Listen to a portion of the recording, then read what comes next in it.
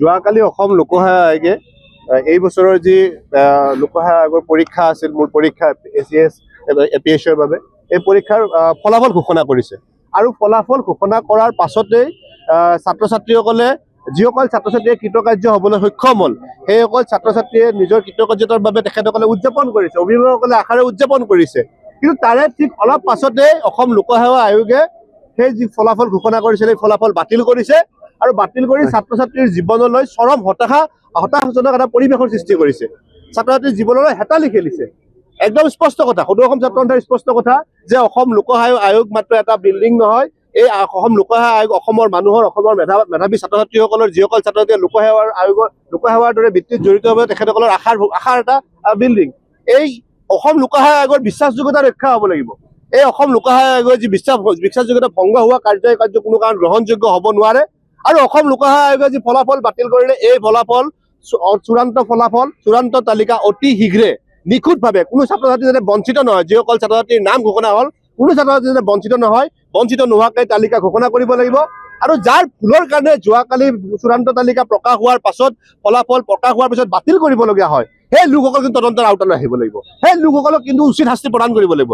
যি সময়ত অসমৰ মুখ্যমন্ত্ৰীগৰাকীয়ে দাম্ভিকতাৰে কয় যে অসম লোকসেৱা আয়োগক আমি স্বচ্ছ কৰিলো, অসম লোকসেৱা আয়োগ নিকা হ'ল, সেই নিকা আৰু স্বচ্ছ বুলি ঘোষণা কৰা দাম্ভিকতাৰ কালি তাত যেন সেই ঢোলটো যেতিয়া ফটা ঢোলটো কালি বজিবলৈ আৰম্ভ কৰিলে, সেই ৰূপটো ৰাইজে দেখিবলৈ আৰম্ভ কৰিলে। গতিকে আজি আমি সদৌ অসম ছাত্ৰ সন্থাৰ আহ্বানত সদৌ গুৱাহাটী ছাত্ৰ সন্থাই আজি অসম লোকসেৱা আয়োগৰ কাৰ্যালয়লৈ আহিছো।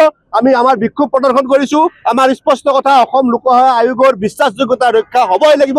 বিশ্বাসযোগ্যতা ৰক্ষা হোৱাৰ কাৰণে উচিত ব্যৱস্থা গ্ৰহণ কৰিব লাগিব। অসম লোকসেৱা আয়োগে তাৎক্ষণিকভাৱে এগৰাকীও কৃতকাৰ্য হোৱা ছাত্ৰ ছাত্ৰীক বঞ্চিত নকৰাকৈ চূড়ান্ত তালিকা অতি শীঘ্ৰে প্ৰকাশ কৰিব লাগিব। তাৰ লগে লগে কিন্তু যিসকল ব্যক্তিৰ কাৰণে এই ঘটনা সংঘটিত হ'ল তাক তদন্ত কৰি উচিত শাস্তি দিব লাগিব। এইটো কথা মৰাণ মতক তেওঁলোকে দুটা পোষ্ট সংৰক্ষণ কৰিম বুলি থাকি গ'ল কাৰণে সেই কামটো কৰিছো বুলি তেওঁলোকে দায়ভাৰ মন্তব্য কৰিছে। চাওক, এতিয়ালৈকে স্পষ্টভাৱে অসম লোকসেৱা আয়োগে কোনো ধৰণৰ কথা জানিবলৈ দিয়া নাই। অসম লোকসেৱা আয়োগে ফলাফল ঘোষণা কৰাৰ পূৰ্বে যিসমূহ নীতি নিৰ্দেশনা আছিল, চৰকাৰৰ যিসমূহ নীতি নিৰ্দেশনা আছিল, এইসমূহ তেখেতসকলে অৱলম্বন কৰিব লাগে। সেইসমূহ ফল' আপ কৰি তেখেতলোকে ৰিজাল্ট ঘোষণা কৰাৰ ব্যৱস্থা কৰিব লাগে, ফলাফল দিব লাগে। ফলাফল ঘোষণা কৰি সাৱধানতা অৱলম্বন কৰি কৃতকাৰ্য বুলি ঘোষণা কৰা ছাত্ৰ ছাত্ৰীৰ মূৰত যিটো মেধাভাৰ দিলে, যিসকলক হতাশাৰ মুখলৈ ঠেলি দিলে, সেই কাৰ্য গ্ৰহণযোগ্য হ'ব নোৱাৰে। আৰু সেইকাৰণে প্ৰতিবাদ অসম লোকসেৱা আয়োগে ফলাফল ঘোষণা কৰাত তেখেতসকলে ব্যৰ্থ হৈছে। স্বচ্ছ আৰু নিকাভাৱে পৰীক্ষা অনুষ্ঠিত কৰি ফলাফল ঘোষণা কৰাত ব্যৰ্থ হৈছে। এই ব্যৰ্থতাৰ প্ৰতিবাদ কৰি বিক্ষোভ প্ৰদৰ্শন কৰা হৈছে। এইটো কথা স্পষ্ট যে কৃতকাৰ্য ঘোষণা কৰা কোনো ছাত্ৰ ছাত্ৰীকে যাতে তেখেতসকলে যাতে কোনো কাৰণত তেওঁলোকৰ জীৱনক লৈ হেতালি নেখেলে, সেইকাৰণে অতি শীঘ্ৰে ফলাফল ঘোষণা কৰাৰ ব্যৱস্থা গ্ৰহণ কৰিব লাগে। আৰু যাৰ ভুলৰ কাৰণে এই কাম সংঘটিত হ'ল তেখেতক উচিতৰ পৰা উচিত শাস্তি, দোষীক তদন্ত কৰি যিটো আটাইতকৈ বেছি শাস্তি, সেই শাস্তিটো দিয়াৰ ব্যৱস্থা গ্ৰহণ কৰিব লাগে। লোকসেৱা আয়োগৰ বিসংগতিয়ে প্ৰথমবাৰ নহয়, পূৰ্বতো বহুকেইবাৰ হৈছে আৰু নিকা হোৱা বুলিও কৈছে, কিন্তু পুনৰ পৰা এনেকুৱা ঘটনা হৈ থাকে।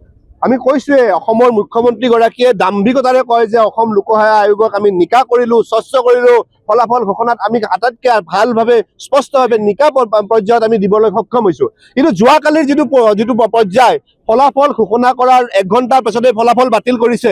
কিয় বাতিল কৰিছে এতিয়ালৈকে স্পষ্টভাৱে তেখেতলোকে ক'ব পৰা নাই। সেইকাৰণে কৈছো যে অসমৰ মুখ্যমন্ত্ৰীগৰাকীয়ে, অসম চৰকাৰে এই বিষয়টোত হস্তক্ষেপ কৰিব লাগে। অসম লোকসেৱা আয়োগে কোনো কাৰণত স্বচ্ছ আৰু নিকা যে নহয় তাৰ এটা প্ৰতিভূ কালি ওলাই আহিছে। অসম লোকসেৱা আয়োগে তাৰ বিশ্বাসযোগ্যতা ৰক্ষা কৰিব লাগিব। আৰু সেইকাৰণে চূড়ান্ত ফলাফল অতি শীঘ্ৰে ঘোষণা কৰিব লাগিব। কৃতকাৰ্য হোৱা কোনো ছাত্ৰ ছাত্ৰী বঞ্চিত নহয়। আৰু যিসকল ব্যক্তিৰ ভুলৰ কাৰণে, যিসকলৰ আটাইতকৈ যদি চূড়ান্ত পৰ্যায়ত থকা ব্যক্তিজনৰ ভুলৰ কাৰণে এই কাম সংঘটিত হৈছে, তেখেতকো তদন্তৰ আওতালৈ আনি উচিত শাস্তি দিয়াৰ ব্যৱস্থা গ্ৰহণ কৰিব লাগিব। যিকোনো খবৰৰ বাবে যোগাযোগ কৰক আমাৰ এই নম্বৰত 9181 307 221।